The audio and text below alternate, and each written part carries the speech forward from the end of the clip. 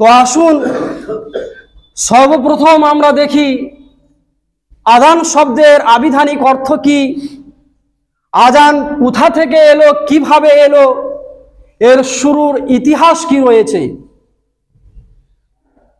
আযান শব্দের আবিধানিক অর্থ হচ্ছে আহ্বান করা, মানুষদেরকে ডাকা, ঘোষণা দেওয়া।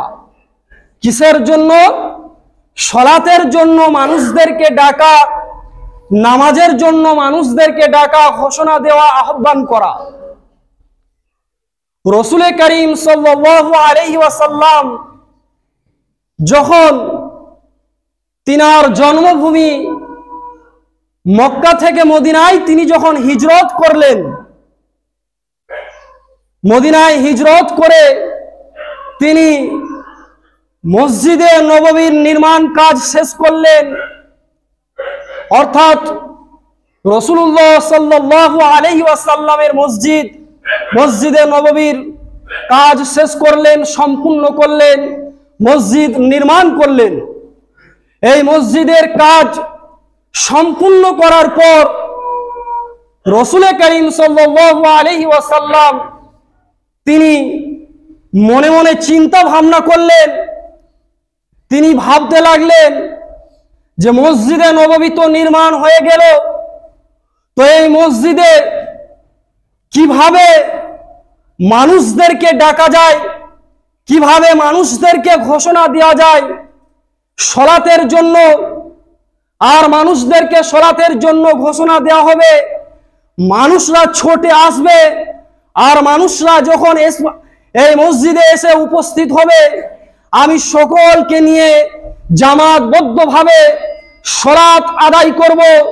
সকলে একসঙ্গে মিলে দলবদ্ধভাবে কাতার সারি সারি জামাতবদ্ধভাবে সলাত আদায় করব। তো কিভাবে এটা করা যায়, এই নিয়ে রাসূল করিম সাল্লাল্লাহু আলাইহি ওয়াসাল্লাম তিনি চিন্তা ভাবনা করতে লাগলেন। সাহাবায়ে কেরামদেরকে বিষয়টি বললেন। রাসূলুল্লাহ সাল্লাল্লাহু আলাইহি ওয়াসাল্লাম সাহাবায়ে কেরামদেরকে তিনি বিষয়টি বললেন। আর একটা মজলিস, একটা সভার আয়োজন করা হলো। সেই মজলিসের বিষয় হচ্ছে, সেই সভার বিষয় হচ্ছে যে মানুষদেরকে কিভাবে সলাতের জন্য, নামাজের জন্য ডাকা যায়, কিভাবে ঘোষণা দেওয়া যায়, এটা বিষয় ছিল। তো রাসূল করিম সাল্লাল্লাহু আলাইহি ওয়াসাল্লাম যখন সাহাবায়ে কেরামদেরকে নিয়ে সবাই বসলো, একের পর এক সব প্রস্তাব দিতে লাগলো। সাহাবায়ে কেরামদের মধ্যে কেউ কেউ বলে উঠলো যে মানুষদেরকে নামাজের জন্য, সলাতের জন্য ডাকা হোক, ঝান্ডা উড়িয়ে। যখন সলাতের সময় হবে, নামাজের যখন সময় হবে, তখন ঝান্ডা উড়িয়ে দেওয়া হবে। আর সেই ঝান্ডা দেখে মানুষ দৌড়ে আসবে, মানুষ ছুটে আসবে। মানুষ যখন এসে হাজির হবে, তখন আমরা জামাতবদ্ধভাবে সলাত আদায় করব, নামাজ শুরু করব। এক নম্বর প্রস্তাব রাসূল সাল্লাল্লাহু আলাইহি ওয়াসাল্লামের কানে পড়ল। তারপরে আবার সাহাবায়ে কেরাম কেউ কেউ বলে উঠল যে না না, সলাতের জন্য মানুষদেরকে আহ্বান করা হোক, মানুষদেরকে ডাকা হোক, আগুন জ্বালিয়ে, আগুন লাগিয়ে। এমনিতেই স্বাভাবিকভাবে দেখবেন যখন কোনো জায়গায় আগুন লেগে যায় কিংবা আগুন কেউ জ্বালিয়ে দেয়, মানুষ ছুটে গিয়ে সেখানে দেখে যে কি হলো, কিভাবে আগুন লাগলো। সাহাবায়ে কেরামরা এই প্রস্তাব পেশ করলো যে আগুন জ্বালিয়ে দেওয়া হবে। যখন নামাজের সময় হবে, মানুষ সেই আগুন দেখে ছুটে আসবে, আর আমরা সেই সময় কি করব? সলাত শুরু করব। দুই নম্বর প্রস্তাব রাসূল সাল্লাল্লাহু আলাইহি সাল্লামের কাছে রাখা হলো। তিন নম্বর প্রস্তাব সাহাবায়ে কেরামরা আল্লাহ রাসূল সাল্লাল্লাহু আলাইহি সাল্লামের কাছে প্রস্তাব দিল। তিন নম্বর প্রস্তাব হচ্ছে যে না, সিংহায় ফু দেওয়া হবে। যখন সলাতের, নামাজের যখন সময় হয়ে যাবে, সিংহায় ফু দেওয়া হবে।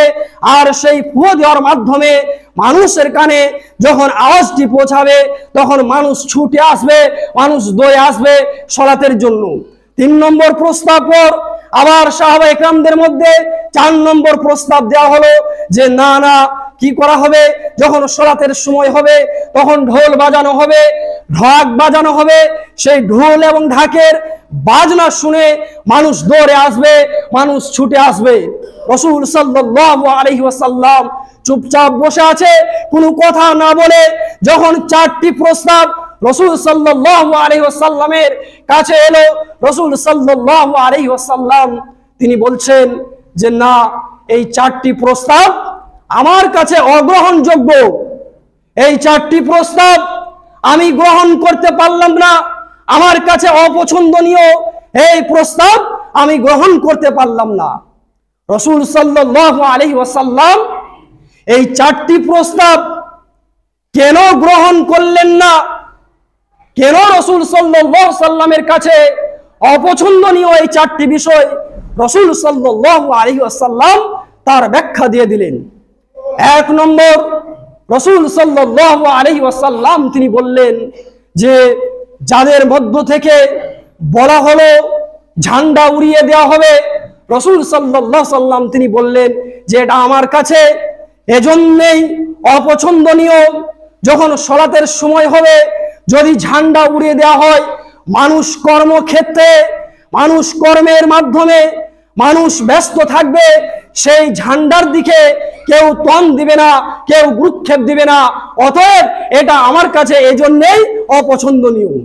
দুই নম্বরে রাসূল সাল্লাল্লাহু আলাইহি ওয়াসাল্লাম তিনি বললেন যে সিংহায় ফু দেওয়া হবে, এটা তো খ্রিস্টানদের কাজ, অতএব এটাও আমার কাছে অপছন্দনীয়।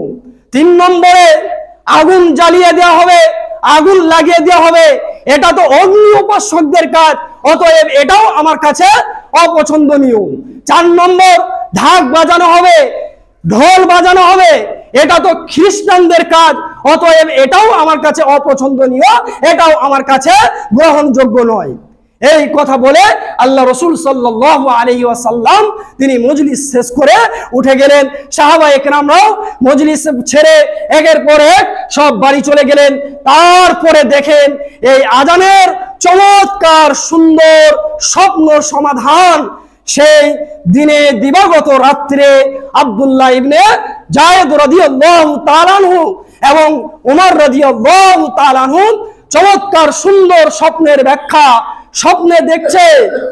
আব্দুল্লাহ ইবনে যায়েদ রাদিয়াল্লাহু তাআলা আনহু তিনি বলছেন সেই দিনে দিবাগত রাত্রে একজন সিংহাওয়ালা সিংহা বিক্রি করে যাচ্ছেন। সেই সিংহা বিক্রি করতে করতে আমার পাশ দিয়ে অতিক্রম করে যাচ্ছে কিংবা আমার পাশ দিয়ে পার হয়ে যাচ্ছে। আমি তাকে জিজ্ঞাসা করলাম যে তোমার সেই সিংহাগুলি কি বিক্রি করবেন? তখন সেই বিক্রিওয়ালা বলল যে কিসের জন্য কিনে নেবেন আপনি?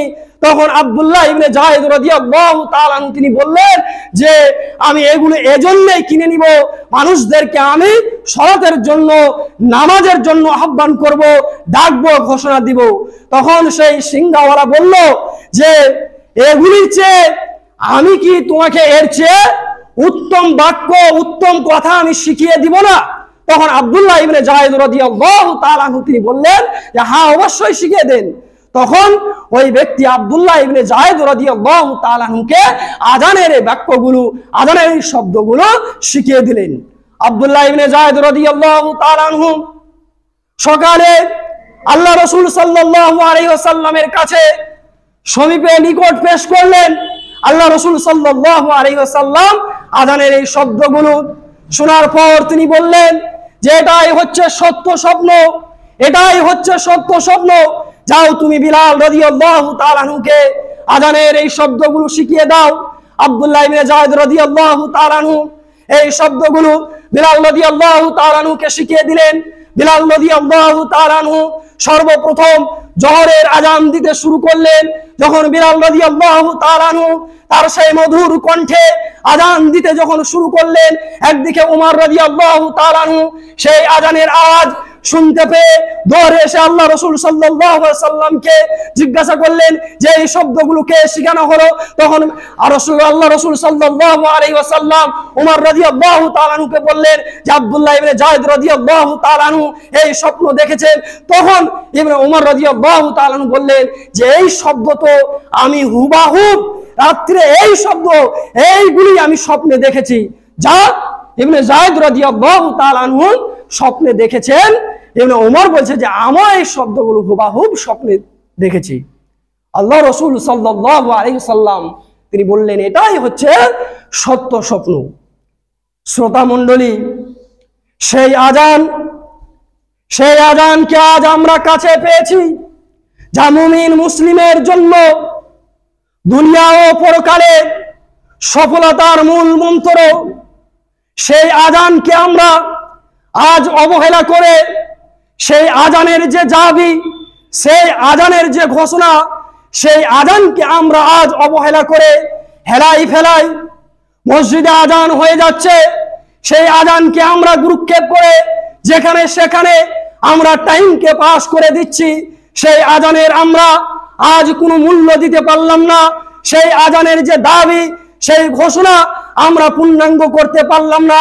মুসলিম শুধু এই আজান যে দিবে, আজানের জবাব দেওয়া, যে মুয়াজ্জিন আজান দিবে, আজানের জবাব দেওয়া এত গুরুত্ব, এত মর্যাদা আল্লাহ রাসূল সাল্লাল্লাহু আলাইহি ওয়াসাল্লাম তিনি সহিহ বুখারীর মধ্যে স্পষ্টভাবে জানিয়ে দিয়েছেন। কাল কিয়ামতের মাঠে মহাপ্রলয়ের দিন, যেদিন মানুষ হয়রান হয়ে পড়বে, মানুষ বেহুশ হয়ে পড়বে, একটি নেকির জন্য, একটি সওয়াবের জন্য মানুষকে জাহান্নামে যেতে হবে, মানুষকে জাহান্নামের মজা চিখতে হবে।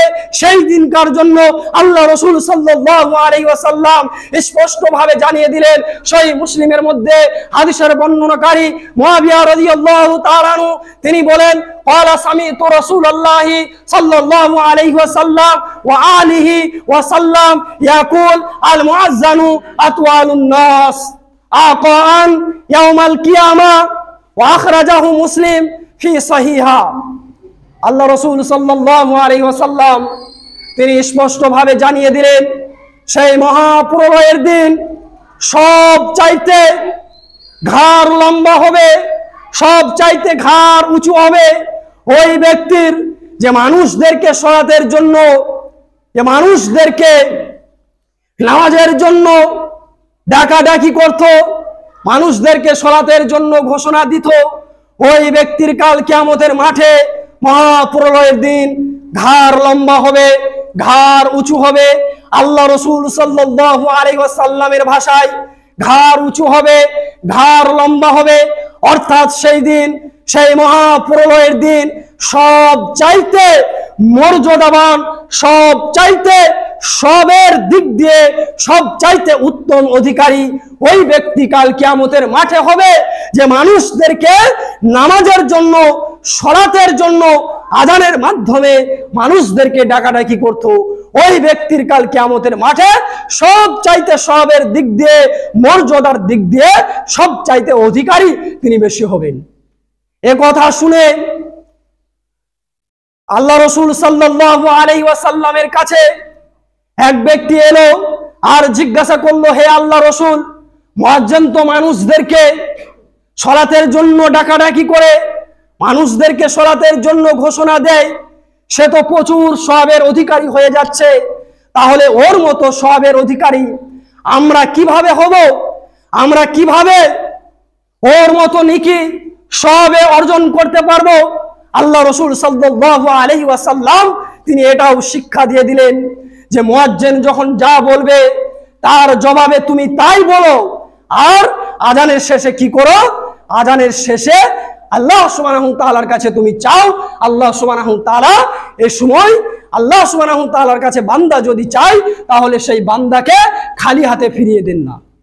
সুবহানাল্লাহ। দেখেন, যে আজান দিবে সে তো প্রচুর সওয়াবের অধিকারী হবে, কিন্তু আজানের জবাব যে ব্যক্তি দিবে সেও সওয়াবের অধিকারী হবে, সেও মর্যাদার দিক দিয়ে অধিক অধিক নেকি অর্জন করতে পারবে। তাই মুসলিম শুধু আমরা সুযোগ পেলে, যখন আজানের টাইম হবে, আপনি যখনই ফাঁক পাবেন, আজানের যখন টাইম হবে, তখন আজান দেওয়ার চেষ্টা করবেন। আপনার ভুল যাক, কারণ ভুল হতে হতে মানুষ শিক্ষা অর্জন করে। তাই যখনই ফাঁক পাবেন আপনি বলবেন যে একটু আজান দিই, এভাবে আজান দেওয়ার চেষ্টা করবেন। আর আজান যদি না দিতেও পারেন, তাহলে মুয়াজ্জিন যা বলবে তার জবাবে আপনি তাই বলুন, আপনি এর অধিকারী, এর মতো অধিকারী হবেন। তাই মুসলিম শুধু আমাদের প্রত্যেকে উচিত হবে যে হেলাই ফেলাই যেখানে সেখানে 5 ওয়াক্তে মুসল্লি, অথচ মসজিদে আজান হচ্ছে, তার জবাব আমরা দিই না, তার জবাব আমরা দিতে পারি না, তার জবাব আমরা দিই না। আমরা মোবাইল খুঁজারে চলে আসছি মসজিদকে, তারপরে আমরা মসজিদে এসে মোবাইলটাকে পকেটে ভরে উজু করে সালাত পড়তে আমরা শুরু করছি, কিন্তু আমরা নামাজের যে আজান দেওয়া হচ্ছে সেই আজানের জবাব আমরা দিই না। মানে এটা আমরা কেউ গুরুক্ষেপই করি না যে আজানের জবাব দিতে হবে। মুসলিম শুধু দেখেন কত সওয়াবের অধিকারী হবেন, মর্যাদার দিক দিয়ে আল্লাহ সুবহানাহু ওয়া তাআলার কাছে আপনি প্রিয় হবেন। শুধুমাত্র মুয়াজ্জিন যা বলবে আপনি তার জবাবে শুধু তাই বলুন। তারপরে আল্লাহ রাসূল সাল্লাল্লাহু আলাইহি সাল্লাম অত্র হাদিসে আরেকটি বিষয় বললেন যে আজানের পর তুমি আল্লাহ সুবহানাহু ওয়া তাআলার কাছে চাও, আল্লাহ সুবহানাহু ওয়া তাআলা সে সময় খালি হাত ফিরিয়ে দেন না। এখানে একটা আমাদের সমাজে বিদআতের আমল চালু আছে। আগে বিদআতের আমলটি বলেনি। অনেক মুসল্লিকে দেখা যায় যে আজান শেষ হওয়ার পর হাত তুলে দোয়া করে, আজান শেষ হওয়ার পর দাঁড়িয়ে কিংবা বসে হাত তুলে দোয়া করা বিদআত। এটা প্রত্যাখ্যাত, এটা অগ্রহণযোগ্য, এটা মহান আল্লাহ সুবহানাহু ওয়া তাআলার কাছে গ্রহণযোগ্য নয়, এটা মারদুদ, এটা প্রত্যাখ্যাত, এটা অগ্রহণযোগ্য। তাই আজানের শেষে আল্লাহ সুবহানাহু ওয়া তাআলার কাছে চাও, আল্লাহ সুবহানাহু ওয়া তাআলা সে সময় খালি হাত ফিরিয়ে দেন না। আল্লাহ রাসূল সাল্লাল্লাহু আলাইহি সাল্লাম এটা বলেছেন। আর এটা বলার অর্থ হচ্ছে এই যে আজান ও একামতের মাঝে আল্লাহ সুবহানাহু ওয়া তাআলার কাছে বান্দা যদি চায়, তাহলে বান্দার হাত খালি হাতে মহান আল্লাহ সুবহানাহু ওয়া তাআলা ফিরিয়ে দেন না। আজানের পরপরই যদি হাত তুলে দোয়া করেন, আর হাত তুলে দোয়া করে আপনি আজানের দোয়া পড়লেন, তারপরে অন্যান্য দোয়া পড়লেন, এ সময় যদি আপনি হাত তুলে দোয়া করেন, তাহলে এটা হয়ে যাবে বিদআত। আর আজান একামতের মধ্যে দোয়া করার অর্থ হচ্ছে এই আজান হয়ে গেল, আজানের যে নির্দিষ্ট দোয়া রয়েছে, আপনি দরুদে ইব্রাহিম পাঠ করলেন, দরুদে ইব্রাহিম পাঠ করার পর আজানের যে নির্দিষ্ট দোয়া রয়েছে সেই দোয়া পাঠ করলেন, সেই দোয়া পাঠ করার পর আপনি তাহিয়াতুল মসজিদ কিংবা নফল নামাজ কিংবা সুন্নতে মুআক্কাদা আদায় করার পর তারপরে আপনি আল্লাহ সুবহানাহু ওয়া তাআলার কাছে 2 হাত উত্তোলন করে আপনি চাইলেন একামতের আগে, মানে আজানের পর একামতের মানে ফরজ নামাজের আগে আপনি হাত তুলে চাইলেন। এ সময়কার কথা আল্লাহ রাসূল সাল্লাল্লাহু আলাইহি ওয়াসাল্লাম তিনি বলেছেন। তারপরে আসুন এই আজান, এই একামতের গুরুত্ব আল্লাহ রাসূল সাল্লাল্লাহু আলাইহি ওয়াসাল্লাম তিনি স্পষ্টভাবে জানিয়ে দিয়েছেন। আনাস বিন মালিক রাদিয়াল্লাহু তাআলা আনহু তিনি হাদিস বর্ণনা করছেন। আল্লাহ রাসূল সাল্লাল্লাহু আলাইহি ওয়াসাল্লাম তিনি বলেছেন, মুয়াজ্জিন যখন বলবে আল্লাহু আকবার, আল্লাহু আকবার, তুমিও তার জবাবে বলো আল্লাহু আকবার, আল্লাহু আকবার। মুয়াজ্জিন যখন বলবে আশহাদু আল্লা ইলাহা ইল্লাল্লাহ, তুমিও তার জবাবে বলো আশহাদু আল্লা ইলাহা ইল্লাল্লাহ। মুয়াজ্জিন যখন বলবে আশহাদু আন্না মুহাম্মাদার রাসূলুল্লাহ, তুমিও তার জবাবে বলো আশহাদু আন্না মুহাম্মাদার রাসূলুল্লাহ। মুয়াজ্জিন যখন বলবে হাইয়্যা আলাস সালাহ, তুমি তখন বলো লা হাওলা ওয়ালা কুওয়াতা ইল্লা বিল্লাহ। মুয়াজ্জিন যখন বলবে হাইয়্যা আলাল ফালাহ, তখন তুমি তার জবাবে বলো লা হাওলা ওয়ালা কুওয়াতা ইল্লা বিল্লাহ। মুয়াজ্জিন যখন বলবে আল্লাহু আকবার, আল্লাহু আকবার, তুমিও তার জবাবে বলো আল্লাহু আকবার, আল্লাহু আকবার। মুয়াজ্জিন যখন বলবে লা ইলাহা ইল্লাল্লাহ, তুমিও তার জবাবে বলো লা ইলাহা ইল্লাল্লাহ। এই বাক্য কুটি যে ব্যক্তি জবাব পূর্ণ করবে, মহান আল্লাহ সুবহানাহু ওয়া তাআলা তাকে জান্নাতে প্রবেশ করাবে। বলুন সুবহানাল্লাহ। সহিহ বুখারীতে আরো একটি হাদিস রয়েছে, যে ব্যক্তি আজানের জবাব দেওয়ার পর যে ব্যক্তি পূর্ণভাবে দরুদে ইব্রাহিম নির্দিষ্ট যে দোয়াটি রয়েছে সেই দোয়া যদি কোনো ব্যক্তি পাঠ করে, তাহলে কাল কিয়ামতের মাঠে মহাপ্রলয়ের দিন, যেদিন মানুষ ছুটে বেড়াবে শুধু নেকির জন্য, একটি নেকির জন্য, সেই দিন রাসূল করিম সাল্লাল্লাহু আলাইহি ওয়াসাল্লাম তার হয়ে সুপারিশ করবে। তাহলে দেখেন, আমরা যদি আজান একামতের জবাব দেওয়ার মাধ্যমে কাল কিয়ামতের মাঠে মহাপ্রলয়ের দিন আল্লাহ রাসূল সাল্লাল্লাহু আলাইহি ওয়াসাল্লামের যদি আমরা সুপারিশ পাই, তাহলে এটা কি আমাদের জন্য আল্লাহ রাসূল সাল্লাল্লাহু আলাইহি ওয়াসাল্লামের কাছে বড় পাওয়া নয়? নিশ্চয়ই বড় পাওয়া। সামান্য শুধু আজানের জবাব দেওয়া, একামতের জবাব দেওয়া, এর মাধ্যমে আমরা আল্লাহ রাসূল সাল্লাল্লাহু আলাইহি সাল্লামের সুপারিশ পাচ্ছি সেই মহাপ্রলয়ের দিন। আর মহান আল্লাহ সুবহানাহু ওয়া তাআলা জান্নাতে প্রবেশ করাবে। তাহলে এগুলি কি আল্লাহ সুবহানাহু ওয়া তাআলার কাছে, রাসূল সাল্লাল্লাহু আলাইহি সাল্লামের কাছে আমাদের জন্য বড় পাওয়া নয়? নিশ্চয়ই বড় পাওয়া। তাই যখন আজান হবে তখন হেলাই ফেলাই মোবাইল না খুঁচিয়ে আজানের জবাবটি দিবেন, পূর্ণভাবে দরুদে ইব্রাহিম পড়বেন, নির্দিষ্ট যে দোয়া রয়েছে সেই দোয়া পড়বেন, আপনি প্রচুর পরিমাণের সবের অধিকারী হবেন। আর একামত যখন হবে তখন যেখানে সেখানে ঘোরাফেরা না করে, আর এই কথাটি আমি শতবার বলে আসছি যে যখন নামাজের জন্য যখন একামা হবে তখন যেখানে সেখানে ঘোরাফেরা না করে মসজিদে আপনি দৌড়ে ছুটে এসে আপনি জামাতে হাজির হন। একথা আমি শতবার বলার সত্ত্বেও আমি মুসল্লিদেরকে পারলাম না যে একামা যখন হচ্ছে তখন যেখানে সেখানে হেলাই ফেলাই কাটিয়ে দিচ্ছে, অথচ জামাতে হাজির হচ্ছে না। মুসলিম শুধু প্রথম কাতারে দাঁড়ানো কত মূল্যবান, কত গুরুত্ব, কত মর্যাদা, অথচ 3 শুনকারে এসে দেখা যাচ্ছে 2 নম্বর, 3 নম্বর, 4 নম্বর কাতারে রয়েছে। মুসলিম শুধু আল্লাহ রাসূল সাল্লাল্লাহু আলাইহি সাল্লাম তিনি বলছেন ওই ব্যক্তির জন্য দুর্ভাগ্য যে 5 ওয়াক্তে সালাত আদায় করে, 5 ওয়াক্তে মুসল্লি জামাত সহকারে সালাত আদায় করে, অথচ নিজের সালাতের ব্যাপারে উদাসীন, নিজের সালাতের ব্যাপারে বেখবর। সে সব চাইতে লেটে আস্তে আস্তে আল্লাহ সুবহানাহু ওয়া তাআলা একদিন তাকে জাহান্নামে নিক্ষেপ করাবে। সহিহ বুখারীর হাদিস। তাই মুসলিম শুধু এ ব্যাপারে আমাদেরকে সতর্ক থাকতে হবে। তারপরে আজানের মাধ্যমে আরেকটি আমাদের সমাজে বিদআত সমূহ, যখন মুয়াজ্জিন বলে আশহাদু আল্লা ইলাহা ইল্লাল্লাহ আশহাদু আন্না মুহাম্মাদুর রাসূলুল্লাহ, এই কথা যখন মুয়াজ্জিন বলে অনেক মুসল্লিকে দেখা যায় যে তার হাতে চোখে চুমু খায়, হাতটাকে নিয়ে মুখে চুমু খায় যখন আল্লাহ রাসূল সাল্লাল্লাহু আলাইহি সাল্লামের নাম নেওয়া হয়। এটা সুস্পষ্ট স্পষ্ট একটি বিদআত ছাড়া অন্য কিছু নয়। এই ব্যাপারে কোনো সহিহ হাদিস, কোনো জয়ীফ হাদিস কি আপনি দেখাইতে পারবে না। অথচ যখন আল্লাহ রাসূল সাল্লাল্লাহু আলাইহি সাল্লামের নাম নেওয়া হয় তখন চোখে মুখে চুমু খাওয়া হয়। তাই মুসলিম শুধু এ থেকেও আমাদেরকে অবশ্যই অবশ্যই সতর্ক থাকতে হবে, বিরত থাকতে হবে। তারপরে আরেকটি বিদআত সমূহ, যখন মুয়াজ্জিন বলে কদ কামাতিস সালাহ, তখন দু একজন বলে শোনা যায় আকামাহুল্লাহ। এ ব্যাপারে যে হাদিস এসেছে আকামাহুল্লাহ এটা হচ্ছে জয়ীফ, এই অংশটুকু হচ্ছে জয়ীফ। তাও এই অংশটুকু শুধুমাত্র জয়ীফ, অতএব এই অংশটুকু বলা যাবে না।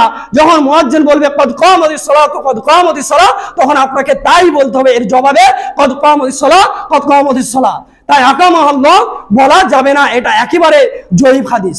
তারপরে মুয়াজ্জিন যখন ফজর সালাতের জন্য 1-2টি বাড়তি শব্দ বলে কি as-সালাতু খায়রুম মিনান নাওম, সালাত নামাজ, ঘুম থেকে সালাত নামাজ উত্তম, এই বাক্য যখন মুয়াজ্জিন বলে এর উত্তরে কি বলতে হবে? এর উত্তরে সালাতু খায়রুম মিনান নাওমই বলতে হবে। শুধুমাত্র বাড়তি কি যখন হাইয়া আলাস সালাহ হাইয়া আলাল ফালাহ যখন বলবে মুয়াজ্জিন তখন শুধুমাত্র বলতে হবে লা হাওলা ওয়ালা কুওয়াতা ইল্লা বিল্লাহ, শুধু এটা বলতে হবে। তারপরে বাক্যগুলি যা বলবে তাই আমাদেরকে বলতে হবে। আমি মহান আল্লাহ রাব্বুল আলামিনের কাছে দোয়া করি, হে মহান আল্লাহ রাব্বুল আলামিন গো, তুমি আমাদের সকল মুসলিম উম্মাহকে এই তৌফিক দান করুন, আমরা যাতে করে আজানের বাক্যগুলো শব্দগুলো ভালোভাবে শিখে আমরা সুযোগ পেলে আজান দিতে পারি। আর আজান না দিতে পারলেও আমরা যেন একামা এবং আজানের জবাব দিয়ে সেই মুয়াজ্জিনের মতো আমরা যেন সওয়াবের অধিকারী হতে পারি। এই তৌফিক আমাদের সকল মুসলিম উম্মাহকে দান করুন, সকলেই বলুন আমিন। আর আজান একামতের মধ্যে যে বিদআত যে জয়ীফ রয়েছে সেগুলি থেকে আমরা যেন বিরত থাকতে পারি, এই তৌফিক আমাদের সকল মুসলিম উম্মাহকে দান করুন, সকলেই বলুন আমিন। আল্লাহুম্মা সাল্লি আলা মুহাম্মাদ ওয়া আলা আলি মুহাম্মাদ কামা সাল্লাইতা